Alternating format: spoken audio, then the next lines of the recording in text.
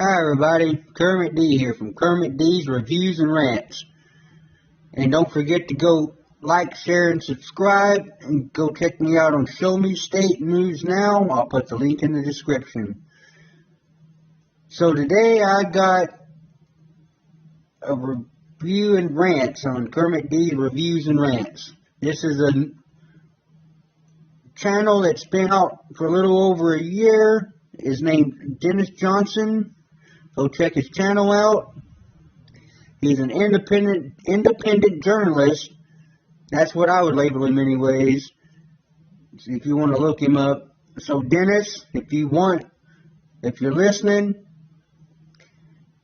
and you want to get some more views, try renaming your channel something like Weekly County News Now with Dennis Jackson. With or without the Dennis Jackson, Weekly County News Now. That would work also. This is a report from Dennis Jackson reporting on the tornadoes that hit down in Tennessee and Kentucky this past weekend on December 10th, 11th. This hits home with me, being I have family that lives in Dresden, Tennessee and the surrounding areas. And my mother lives on the Tennessee-Kentucky border close to Mayfield and Hickman, Kentucky. They got hit pretty hard. I did have family that lost their homes and stuff around Weekly County. So prayers from Kermit D to all my family and friends out there in the surrounding areas. Well, there you go, people. Tennessee and Kentucky and everywhere else, they got hit hard and wiped out the towns.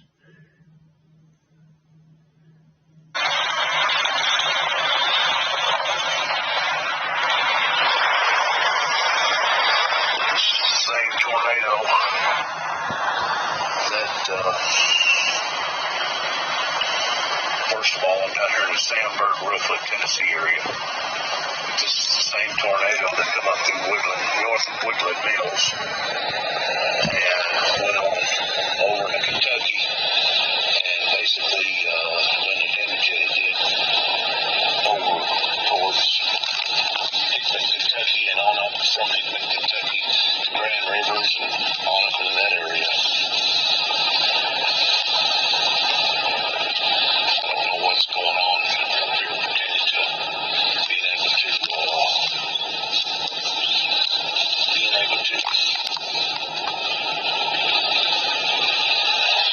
real quick. I don't know if it's top the road up or what's going on here.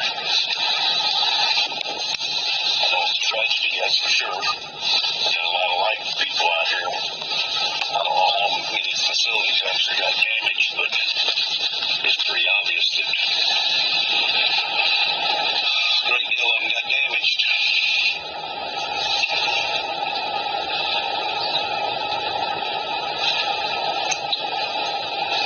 I had put out an advisory, give or take right about an hour before this had hit, to my viewers that basically to prepare. The way that I worded it was that when it gets 75, 76, 77 degrees in the middle of December and the humidity was so thick that you could cut it with a knife, that something was fixing to happen, that they should be as concerned as what was going on around them as would have been if a hurricane was heading our way. And within just a matter, I'm thinking less than an hour, is whenever this stuff started developing, popping up out of the blue. Of course, Arkansas, or over in the Missouri area, was some of the first areas that got hit. And then it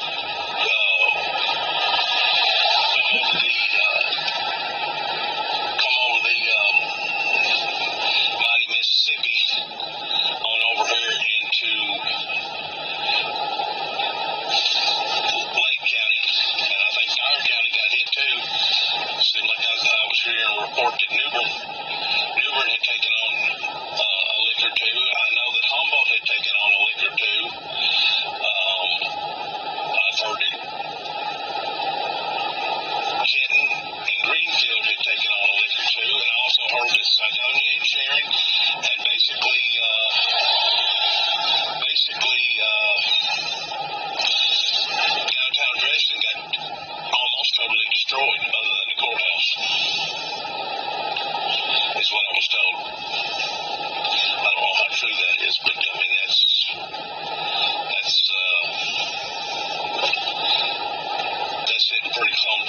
close home to me because from where I live to Dresden, Tennessee, it can take me about 15 miles. And for the second time since I've been back to Tennessee, God laid it upon my heart to go ahead and start preparing and tying down stuff. And by, I guess it was right at 10:30, 15 minutes to 11, I had already positioned my vehicles where I thought that they would be best to be at in case something like this wound up coming up through the area. And for the second time, I wound up in my safe house that David and I helped build before he passed away in 2017, which was a big, humongous covert. I guess the covert was about 10 foot in length, and the diameter from the inside to the inside was probably almost 8 to 10 foot. So me and David hauled that up towards Dresden, in between Sharon and Dresden, back home, flipped it upside down, and welded on the seams about every 2 foot. Every 2 foot we put about a 2-inch weld. That way, whenever I cut the door opening up off of the door, it wouldn't spring open, kind of like a springing it open, and the next thing you know, you wind up losing the stability of a cover, a good heavy cover. And that's what we done. And then we welded up the places on the door. We cut the door out and we put edges on it, and then we poured concrete in the middle of it for a safe house, just in case there was something like this that occurred. That was the second time that I've gotten in it. That's how serious that it was. And whenever it went over last night, give or take around 11 o'clock, I could hear something that didn't sound right. It kind of sounded to me like a jet, or it had that rumbling sound like a train. But I could tell that I was fortunate enough that right there on the edge of Weakley County and O'Brien County. I live in Weakley County. I could tell that I was fortunate that I didn't take on a direct hit. I felt it around me. I knew it was coming. I put out a warning. Within, give or take about an hour, right at an hour before the National Weather Service started putting out their warnings, I knew God had showed me that this was coming. And of course, you can look and see the buildings and the cars that's flipped upside down over here to the far left.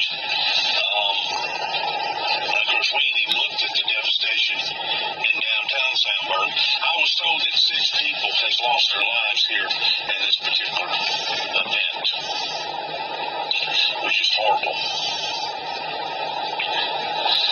I've also been told that the event that hit Kentucky hit directly on a factory, some sort of a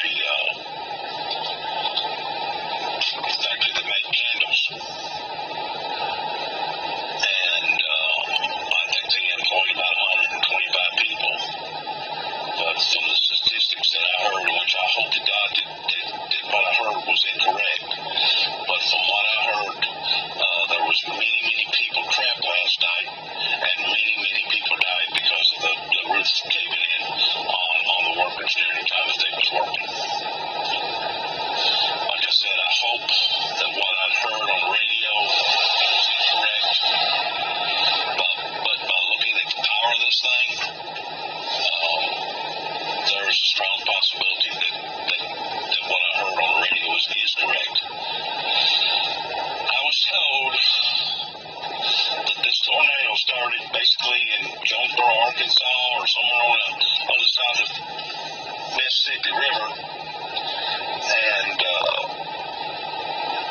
basically hopscotched and stayed on the ground, give or take, for about 200 miles. I think it went into Tennessee, went up into Kentucky, went back into Tennessee, and then wound up going back up into Kentucky. Somewhere, the way that I understand it, somewhere up towards the Bowling Green, Kentucky area, or maybe it was up towards the Ohio. Somebody says that it actually went up towards the Ohio, which would be the opposite of Bowling Green. But the fact of the matter is, the tornado done devastation for 200 miles. 200 miles. Probably at least a S3, F4, and that's being conservative. May have been an F5. I was told it sometimes that it was actually picking up debris over 3,500 foot up into the air, almost a mile high, and that at times the debris field down at the bottom was give or take about a mile wide. A mile wide that was throwing up debris 3,500 feet up into the air. Now that's a heck of a powerful system towards doing stuff like that, if those reports are accurate. Once more, I'm here in Sandburg, Tennessee. Today is Saturday, I believe it's the 11th, December. Like 2 weeks from Christmas. One of the worst times in the world that anybody can go through anything like this. I mean, it's bad enough if a death's in the family, or somebody has an accident, or somebody winds up having a heart attack or a stroke. But to think that your whole town has been devastated. And from the reports that I was listening to a while ago, Dresden, City Hall, Tommy Thomas's building that he works out of, they account over 100 different structures, either homes or businesses, there in Dresden, Tennessee, is damaged, and I want to say probably 2/3 of them are unrepairable. In other words, they're beyond repair. Total loss. Once more, I don't know how accurate that any of that is. I just know that last night was a very, very uncertain, dicey night, to say the least. I got 2 cats. They was absolutely climbing the wall, knowing it's something they could feel the intensity in the air, and they also detected me being worried or overly concerned to the point that I was doing what I was doing outside, and my cats was basically just freaking out. They was totally freaking out because they could feel it. They know that something was going on that they did not like, because they could detect it, just like I could detect it within an hour or right around an hour before any of the official warnings started coming in. Anytime you're in an environment where it goes from cold to chilly to basically hot. I mean, I was sweating last night. The same thing if it was in the middle of summer. I mean, I was perspiring from head to toe in moving this, moving that, tying this down, tying that down, trying to properly prepare just in case I took on a major lick. How's it look back that way, sir? Are you serious? Going towards Reelfoot, everything's gone? I was told that there were 6 fatalities in this area. Power on. That's all they know. That's probably more. They're cleaning stuff up down that way. It's very slow and 15 miles an hour. All the big pretty houses most of them on this side of the lake are gone? Really? All the shops and stuff.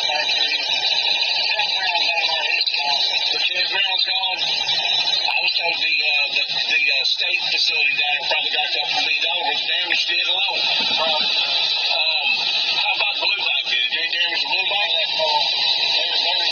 You have to go around all flipping and stuff. I understand. Thank you for talking to me.